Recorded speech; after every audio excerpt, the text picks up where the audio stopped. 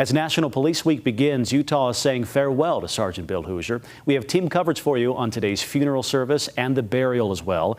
Annika Johns rode along in that funeral procession. Kate Gardner explains how neighbors are showing their support for the Hooser family tonight. And Sarah Murphy described the services at Utah Valley University. But first, let's go to our Jonathan May, who's live at Santaquin City Cemetery for us right now. Jonathan. Well, Brian, here at the cemetery after an emotional and heartfelt ceremony today. And as you can see here, as I step out of frame, just the flowers that are now over the burial site here. And it's silent here, just much like it was during the ceremony, where few words were spoken, because all I heard said was in prayer, where they dedicated and consecrated the ground as the final resting place for Sergeant Hooser. Police officers from all over wanted to show their support for the family and fellow people in law enforcement. It's the same reason people across Utah attended the ceremony. Here's what one Payson resident had to say. It's the sacrifices that all the officers make, the state, the county, each city. They make sacrifices to keep us all safe. And they need the respect. They need to know that we care what they do. Overall, the theme of the day, what I gather from talking with law enforcement and people in the community, that during this difficult time, it's best to show up and be there for one another amidst this emotional and heartfelt day today. Reporting live in Santaquin City Cemetery, Jonathan May, ABC4 News. Okay, we're going to go to ABC4's Sarah Murphy now for how Utah showed up in such a big way. Sarah, this was remarkable to see today.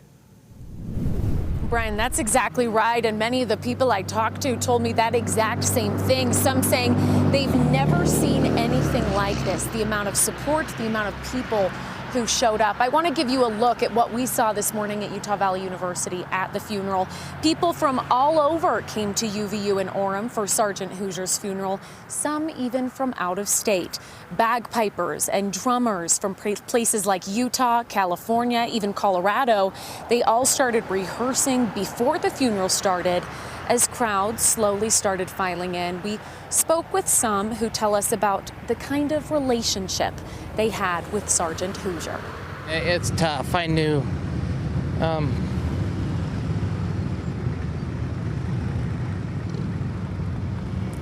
Sergeant Hooser really well. We worked together, and it's hard. And it's one of those things where, yeah, it's something that we know could happen to all of us. Some high emotion. That was Lieutenant Tim Larson with Provo Police. Now, emotion similar to that continued as over 2,000 people filed and filled into the UCCU Center Monday morning to pay those final respects to Sergeant Bill Hooser. We heard from state leaders, former colleagues and friends, and both of Sergeant Hooser's daughters. This really stood out to me. They shared how this past week has been, and as you can imagine, they say it's been an emotional few days. I've never felt so lonely without my dad here with me. I keep wishing for just one more story from him. One about his day chasing people and protecting his beautiful community. Your hearts go out to both her and the rest of the Hooser family. At the funeral today, we first heard from the chaplain. Now, the chaplain shared a message from Sergeant Hooser's wife. He quoted her saying she really wants today specifically to be one of celebrating and remembering Sergeant Hooser's life. And that's what we've seen throughout the day with all of the respect and the support flooding in. Live in Santaquin, Sarah Murphy, ABC4 News. For now, Brian, I'll send it back to you. Okay, Sarah, thank you. Our team coverage continues now with ABC4's Annika Johns, who rode along in the procession today. And Annika, you had a view many of us never get to see. What was that like riding along today? Well, Brian, as I've tried to put it into words, I find myself at a loss. It's an experience I don't know exactly how to describe other than powerful, encouraging, beautiful, and just awe-inspiring.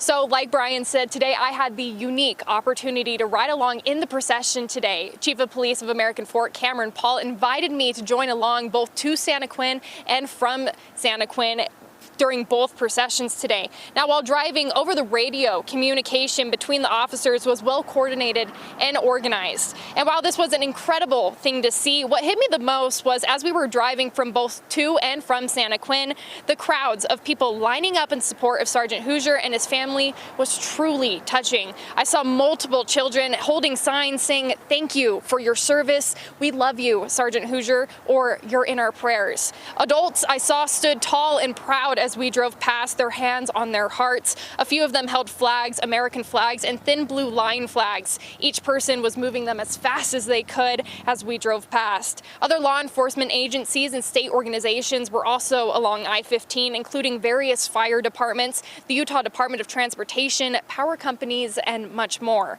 And everyone today I spoke to say being here is the least they can do for a loved one, a friend, and a fellow officer. It's a family. It's a brotherhood. When you lose somebody in these type of scenarios, in these type of situations, it affects a lot of people, especially his coworkers and people of Santaquin, but the law enforcement brotherhood as well. And so we want to make sure that we pay him the proper respect because you know, his family now have to live without him. And so there is a lot of coordination that goes. There's a lot of moving pieces when it goes into these officer-involved funerals. But everybody's so honored to take a part of that and chip in and do their little part. Now, the procession itself was over 20 miles long, and while I was in the car with Chief Paul, he told, we heard over the radio that there were over 750 police cars in this procession, the one from the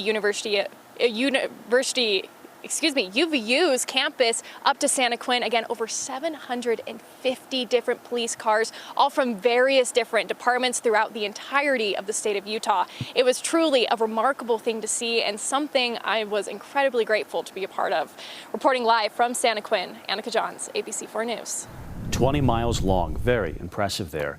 Now, of course, the state showed its support for Sergeant Hooser, his family, and all police officers today.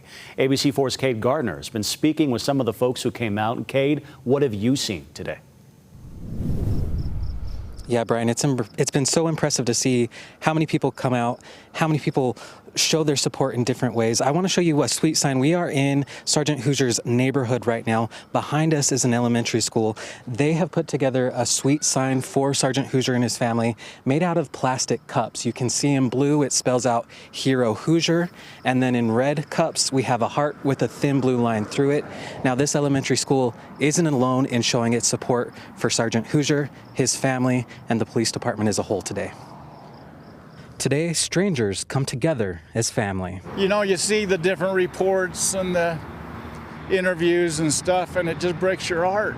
The Holdaway family doesn't know Sergeant Hooser, but they feel like they do. Taking an hour or two this morning to pay respect to not only the family, but all law enforcement who were willing to put their life on the line for the citizens.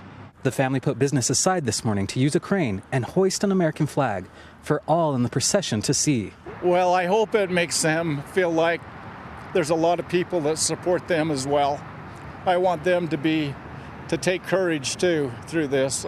I'm sure they're all worried about the threat of that kind of stuff. Hours before the procession arrived, people, many being strangers, began showing up at the cemetery. Just to hang in there, you know, everybody's there for them. You know, the whole community will probably be there for them. Waving flags, holding up signs, and placing hands over hearts as Sergeant Hooser and his family passed by. Honorable person, and I truly am going to miss him so much, and so he was the best guy ever. And act as signs of a community united by tragedy. I just want to tell them thank you for what they did for our city. So that last person we heard from, his name is Chad Holcomb. He lives here in Santaquin. He tells me that he used to run into Sergeant Hooser often at one of the grocery stores here in town, and that anytime he would run into Sergeant Hooser, that he would give him the time of day to stop and talk about life, things happening in town, really about anything and everything. And he thought that was just so impressive and made him such a good person. Reporting live in Santaquin, Cade Garner, back to you. So many people sharing stories like that. Kate, thank you. And we do want you to know, just into the newsroom a short time ago, the Utah County Attorney, Jeffrey Gray, will hold a press conference tomorrow morning to announce criminal charges in the death of Sergeant Bill Hooser. We'll keep you updated as that happens, 10 o'clock tomorrow morning.